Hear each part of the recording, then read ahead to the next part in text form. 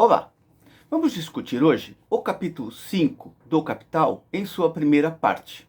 O capítulo se intitula O Processo de Trabalho e o Processo de Valorização. Na discussão de hoje, vamos pegar apenas o item 1, que é o processo de trabalho, procurando entender o que Marx está compreendendo por isso. O ponto de partida do processo de trabalho, do item 1, o processo de trabalho, é a seguinte afirmação: a utilização da força de trabalho é o próprio trabalho. O comprador da força de trabalho a consome, fazendo com que seu vendedor trabalhe. Desse modo, este último se torna ato, aquilo que antes era apenas potência, a saber, força de trabalho em ação, trabalhador. É importante observar que Marx parte aqui de uma distinção entre trabalho e força de trabalho.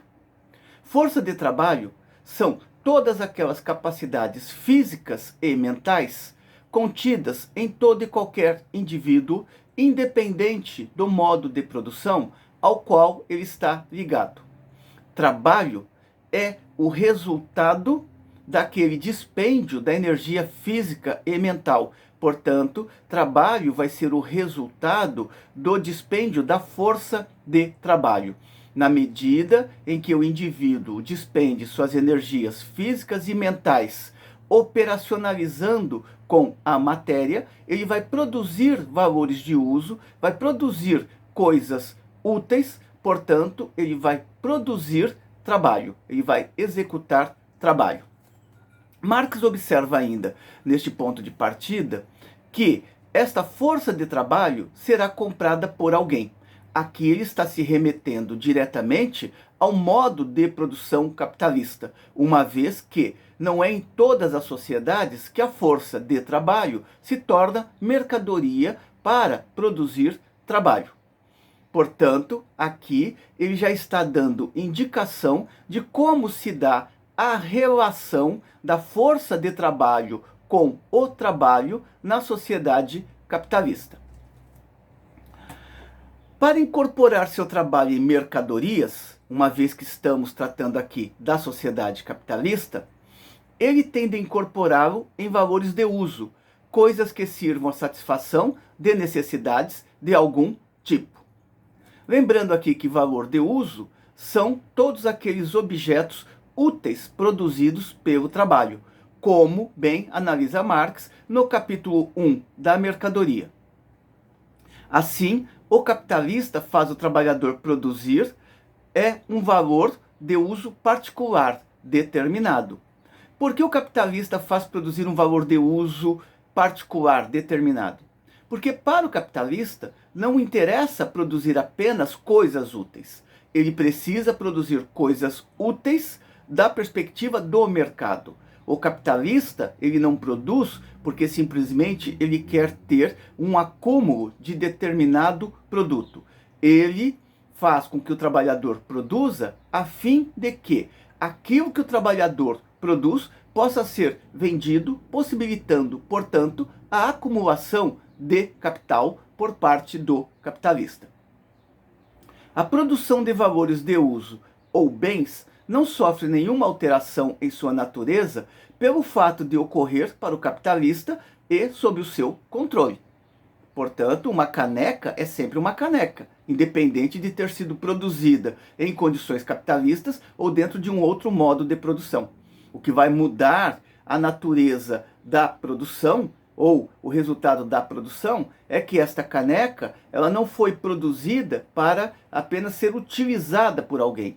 Ela foi produzida com a finalidade de ser vendida como mercadoria. E somente na condição de mercadoria ela vai poder ser utilizada por alguém.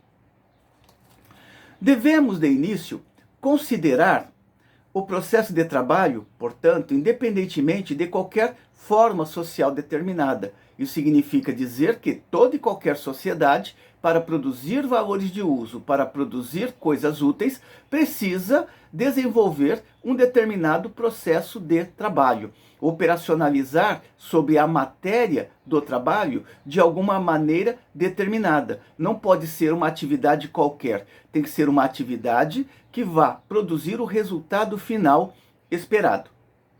Neste sentido, o trabalho é, antes de tudo, um processo entre o homem e a natureza. Processo em que o homem, por sua própria ação, medeia, regula e controla seu metabolismo com a natureza. Ele se confronta com a matéria natural como com uma potência natural. Bom, vários pontos que percorrem esta afirmação. Primeiro, todo trabalho vai resultar de uma mediação entre o homem e a natureza. Portanto, de um dispêndio das energias físicas e mentais dos indivíduos, dispêndio esse que vai fazer com que ele transforme aquela matéria fornecida pela natureza.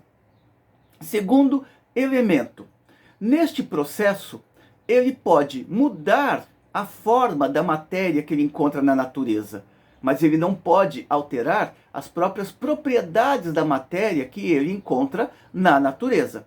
É por isso que ele vai dizer que o homem se confronta com a matéria natural como com uma potência natural. Por quê? Porque ele não pode mudar a característica da madeira, ele não pode mudar a característica do ferro, mas ele pode moldar as características destes materiais fornecidos pela natureza.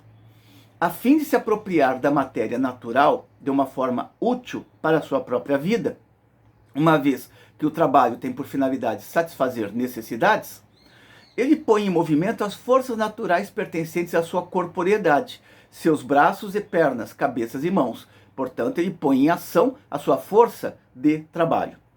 Agindo sobre a natureza externa e modificando-a por meio desse movimento, ele modifica ao mesmo tempo sua própria natureza, porque na medida em que ele transforma a matéria, ele também vai transformando o seu próprio organismo e vai transformando também o seu próprio trabalho. Uma vez que no trabalho ele vai aprendendo a fazer de uma maneira mais fácil, de uma maneira mais prática, aquela atividade. Por exemplo, ele desenvolve potências que nela jazem latentes e submete o jogo de suas forças a seu próprio domínio. Portanto, o homem é o ser que domina a natureza, transforma a natureza. Ele só não pode transformar as propriedades contidas nas matérias fornecidas pela natureza. Pressupomos o trabalho numa forma em que ele diz respeito unicamente ao homem. O que desde o início distingue o pior arquiteto da melhor abelha é o fato de que no primeiro tem a colmeia em sua mente, antes de construí-la com a cera. No final do processo de trabalho, chega-se a um resultado que já estava presente na representação do trabalhador, no início do processo, portanto, um resultado que já existia idealmente. Marx retoma aqui uma representação ou uma imagem que vai percorrer vários momentos da sua produção teórica. Essa imagem reaparece, por exemplo, na ideologia alemã, quando ele está fazendo a distinção entre o arquiteto e a abelha. Na verdade, ele está fazendo a distinção entre o mundo dos homens e o mundo dos demais seres vivos, no caso, os demais animais. Ok? Bom, o importante aqui é que o Marx introduz a categoria da teleologia, ou seja, todo o trabalho está voltado a uma finalidade. E, para que esta finalidade seja cumprida, aquele ser que vai trabalhar, que vai operar sobre a matéria, antes ele imagina, ele coloca no plano da consciência onde ele quer chegar e quais os recursos que ele vai utilizar. É a chamada pré-ideação. Na verdade, o que o Marx está colocando aqui é que, antes de executar o trabalho, o trabalhador já tem, no plano da consciência, minimamente a clareza de como fazer e o que ele pretende atingir com este fazer. Portanto, temos aqui a ligação entre a pré-ideação e a teleologia. Primeiro, se visualiza como e onde se quer chegar. Feito isso, parte-se para a ação e busca-se atingir os resultados pretendidos. Além da alteração da forma do elemento natural, uma vez que o homem opera sobre a natureza, ele realiza, neste último, ao mesmo tempo, seu objetivo, que ele sabe que determina como lei o tipo e o modo de sua atividade e ao qual ele tem que subordinar a sua vontade. Portanto, através desta pré-ideação, ele cria as condições para subordinar a natureza, dentro de determinados limites, às suas necessidades, às suas pretensões, a fim de satisfazer a sua própria existência individual e também coletiva. A atividade laboral exige a vontade orientada a um fim, que é a teleologia, que se manifesta como a atenção do trabalhador durante a realização de sua tarefa. E isso, tanto mais, quanto menos esse trabalho, pelo seu conteúdo e pelo modo de sua execução, atrai o trabalhador. O Marx está indicando aqui que quanto mais desqualificado o trabalho, quanto mais simplificado o trabalho, maior será a necessidade do trabalhador se concentrar neste trabalho. Esta questão, ela reaparece em vários momentos da obra do Marx, quando ele analisa maquinaria e grande indústria, por exemplo, no Capital, mas é possível de ser visualizada também quando lemos a primeira parte do Manifesto do Partido Comunista, quando Marx fala que, com a grande indústria, o trabalho se torna monótono, cansativo e repetitivo. Portanto, diante de uma atividade de trabalho como esta, o trabalhador precisa concentrar-se ainda mais a fim de executar a tarefa. Quanto menos este último usufrui dele como jogo de suas próprias forças físicas e mentais. Os momentos simples do processo de trabalho são a atividade orientada a um fim ou o trabalho propriamente dito. Em segundo lugar, seu objeto e seus meios. Portanto, no processo de trabalho tem a finalidade que se pretende, tem o objeto sobre o qual se vai operar e tem-se a necessidade de utilizar os meios adequados, por exemplo, as ferramentas adequadas para moldar aquela matéria sobre a qual se pretende operar a fim de atingir as finalidades pretendidas. Quando o próprio objeto do trabalho é filtrado por um trabalho anterior, então o chamamos de matéria-prima. Toda matéria-prima é objeto do trabalho, mas nem todo trabalho é matéria-prima. O objeto do trabalho só é matéria-prima quando já sofreu uma modificação mediada pelo trabalho.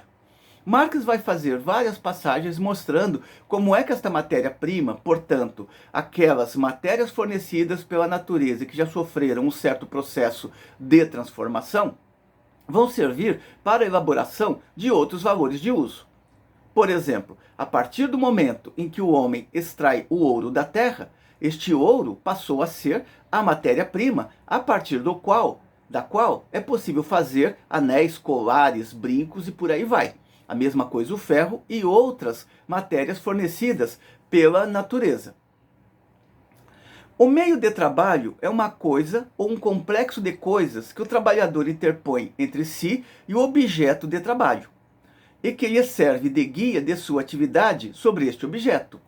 Ele é uma coisa ou complexo de coisas porque você pode utilizar tanto uma ferramenta ou uma diversidade de ferramentas para executar o trabalho, utilizando processos extremamente complexos, por exemplo, para derreter o ouro e transformar o ouro em um brinco, em um colar, em uma pulseira. Ele utiliza as propriedades mecânicas, físicas e químicas das coisas para fazê-las atuar sobre outras coisas, de acordo com o seu próprio propósito. O objeto de que o trabalhador se apodera imediatamente, desconsiderando-se os meios de subsistência encontrados prontos na natureza, é não o objeto do trabalho, mas o meio de trabalho.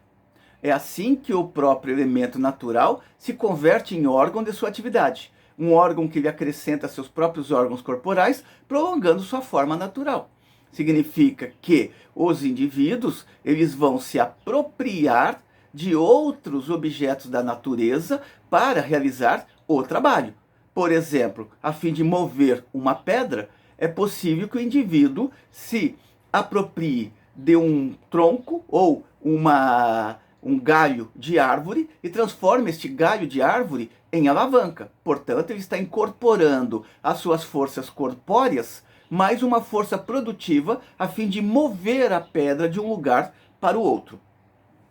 O uso e a criação de meios de trabalho, embora já existam em germe em certas espécies de animais, é uma característica específica do processo de trabalho humano. Os animais podem até pegar um pedaço de madeira para cutucar um vespeiro, mas a utilização da natureza como meio de trabalho será cada vez mais uma atividade humana. É importante observar que o Marx está colocando aqui como que o homem vai fazer da natureza a própria extensão do seu ser orgânico, que é uma discussão que ele realiza, por exemplo, no capítulo do trabalho alienado nos manuscritos econômicos e filosóficos. O que diferencia as épocas econômicas não é o que é produzido, mas como, com que meios de trabalho. Estes não apenas fornecem uma medida do grau de desenvolvimento da força de trabalho, mas também indicam as condições sociais nas quais se trabalha.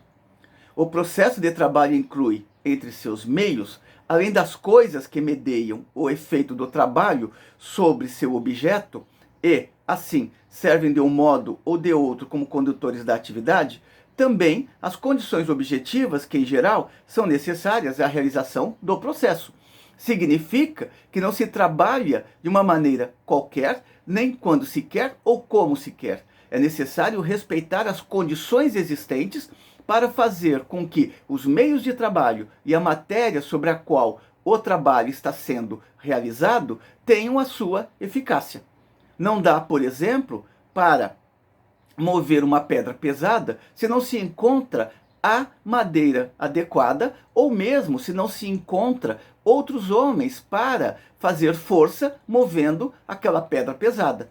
Portanto, não depende apenas da vontade do trabalhador, depende também das condições objetivas que ele encontra para realizar o trabalho.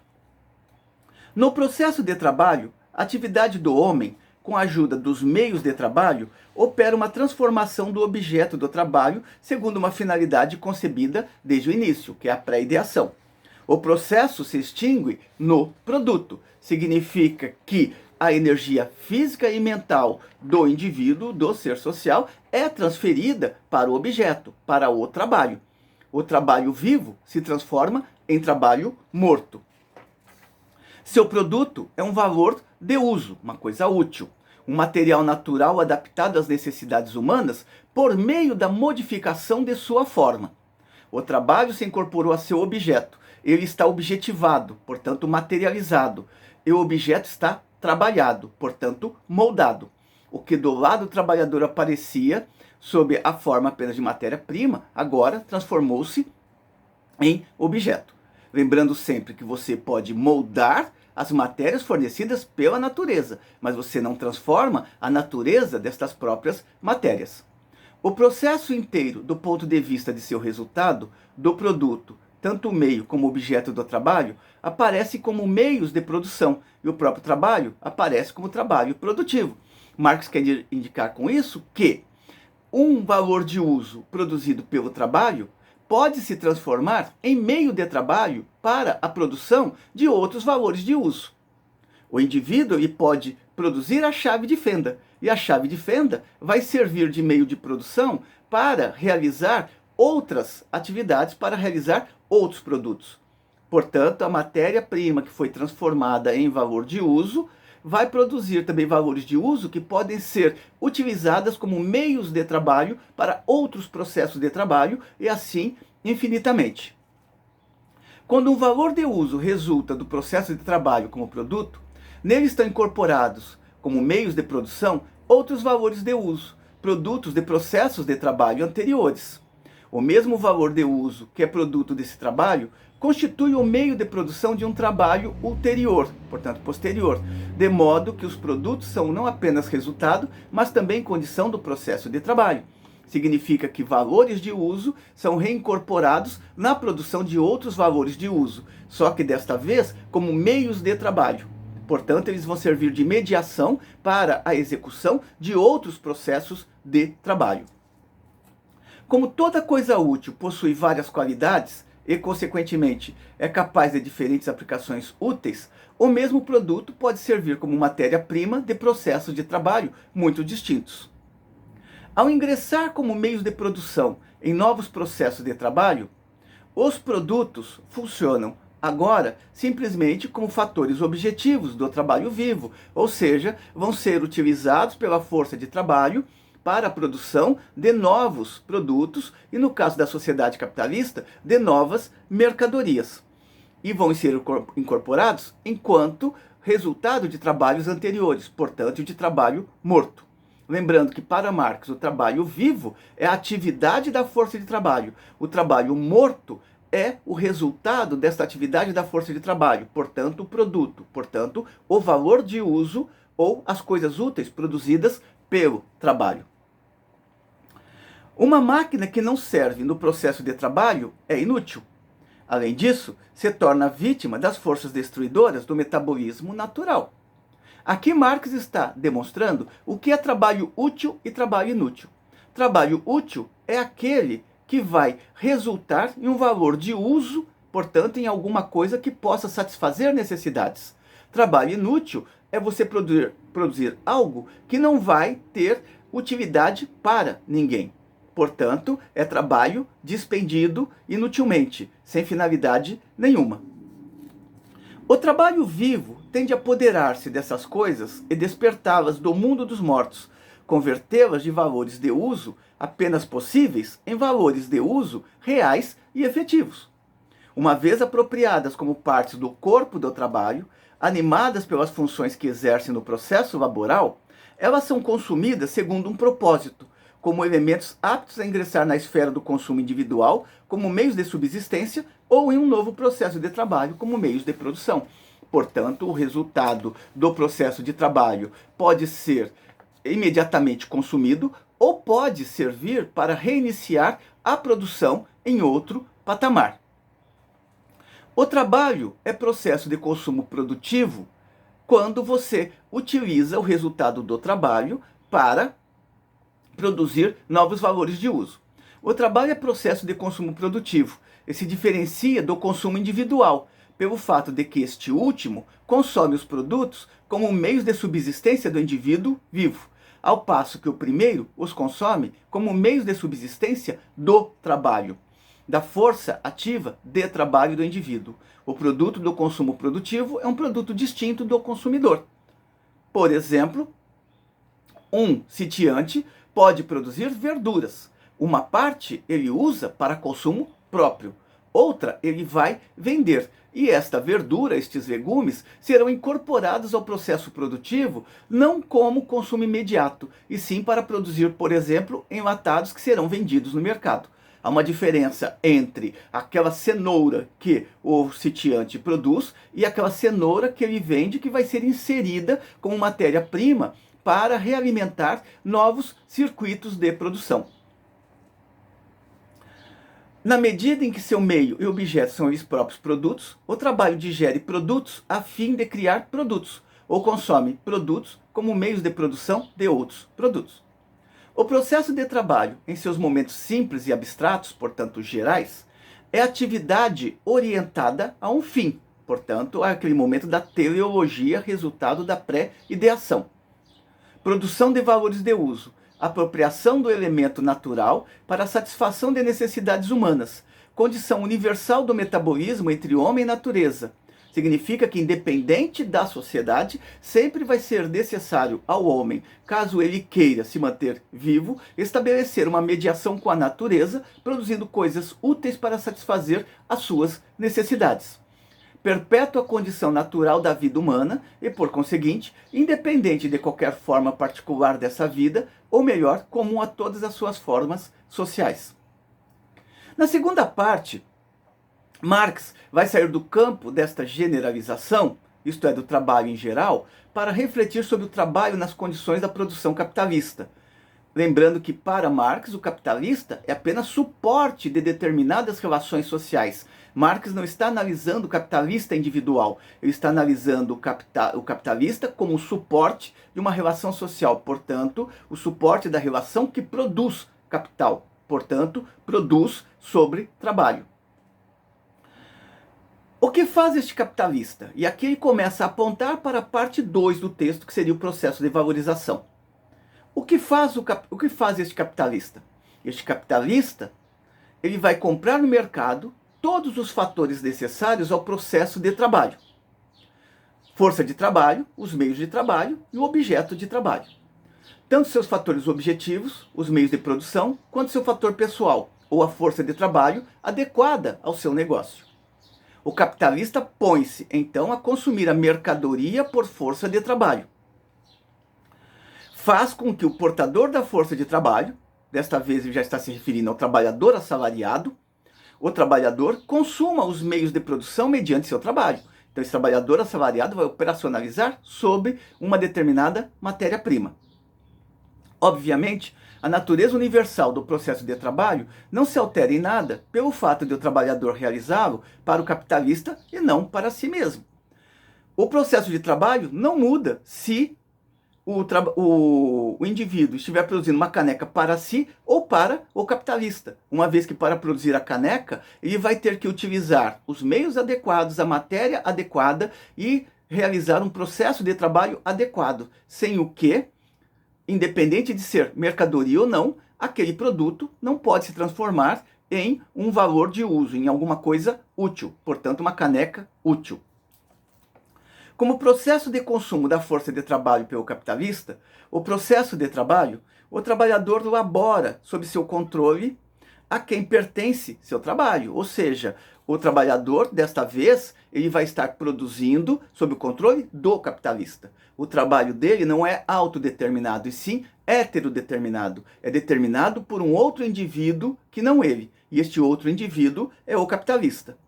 O capitalista cuida para que o trabalho seja realizado corretamente e que os meios de produção sejam utilizados de modo apropriado, uma vez que o capitalista não quer desperdício. Desperdício significa menos capital para o capitalista. A fim de que a matéria-prima não seja desperdiçada e o meio de trabalho seja conservado, isto é, destruído apenas na medida necessária à consecução do trabalho. Significa que o capitalista toma todas as precauções para que não se despenda mais trabalho do que o necessário, nem se consuma mais matéria-prima do que a necessária. Neste processo, as ferramentas vão se desgastar, mas é necessário também que elas se desgastem dentro da proporção necessária para a realização do trabalho, e não que elas se desgastem mais em relação ao trabalho realizado. Nesse sentido, se você desgastar mais a ferramenta do que é necessário para realizar o trabalho, você já está produzindo aquele valor de uso, né, com uma parte de trabalho inútil. Além disso, o produto é propriedade do capitalista, não do produtor direto, do trabalhador. O capitalista paga o valor da força de trabalho por um dia. Portanto, sua utilização, como a de qualquer outra, pertence-lhe por esse dia. Aqui o Marx começa a entrar na discussão da mais-valia. Isto é, o capitalista compra a energia física e mental do trabalhador para que ele trabalhe uma jornada inteira. Embora, para produzir a subsistência do trabalhador, este trabalhador precise apenas de meia jornada. Por exemplo, o capitalista contrata o trabalhador para trabalhar 12 horas. Contrata a força de trabalho para que ele execute trabalho por 12 horas. Muito embora as 6 primeiras horas fossem suficientes para repor as energias físicas e mentais do trabalhador durante 24 horas. Ou seja, para permitir que ele estivesse de novo lá na empresa para trabalhar no dia seguinte. Ao comprador da mercadoria pertence o uso da mercadoria, portanto, ao capitalista pertence a força de trabalho. E o possuidor da força de trabalho, ao ceder seu trabalho, cede, na verdade, apenas o valor de uso por ele vendido. Portanto, o trabalhador cede as 12 horas, muito embora ele só precise de 6 para se manter vivo. A partir do momento em que ele entra na oficina do capitalista, o valor de uso de sua força de trabalho, portanto, seu uso, o trabalho, pertence ao capitalista. Mediante a compra da força de trabalho, o capitalista incorpora o próprio trabalho, fermento vivo, aos elementos mortos que constituem o produto que lhe pertence igualmente. Portanto, o capitalista vai utilizar o trabalho vivo, que é a força de trabalho do trabalhador, para operacionalizar sobre o trabalho morto, que são as matérias-primas que vão servir para a realização da produção. De seu ponto de vista, o processo de trabalho não é mais do que o consumo da mercadoria por ele comprada, a força de trabalho, que, no entanto, ele só pode consumir desde que lhe acrescente os meios de produção. O processo de trabalho se realiza entre coisas que o capitalista comprou, portanto, a força de trabalho, os meios de trabalho, o próprio objeto de trabalho, entre as coisas que lhe pertencem. Assim, o produto deste processo de trabalho lhe pertence ao capitalista. E com isso, o Marx encerra as reflexões no item 1 do processo de trabalho, mostrando que toda e qualquer sociedade precisa, para operacionalizar com a natureza, desenvolver um determinado processo de trabalho. Mas já aponta ao mesmo tempo que, sob as condições capitalistas, esse processo de trabalho vai implicar não apenas a produção daquilo que é necessário para a sobrevivência do trabalhador, mas sim um sobretrabalho, um mais trabalho, uma mais-valia ou um mais-valor. E esta será a reflexão que acompanhará a parte 2 que gravaremos futuramente. Espero que tenham gostado. Caso tenham gostado, assine nosso canal, faça os seus comentários, a fim de que possamos melhorar o nosso trabalho e contribuir cada vez mais para a compreensão de temas que percorrem a sociologia. Obrigado. É isso por hoje.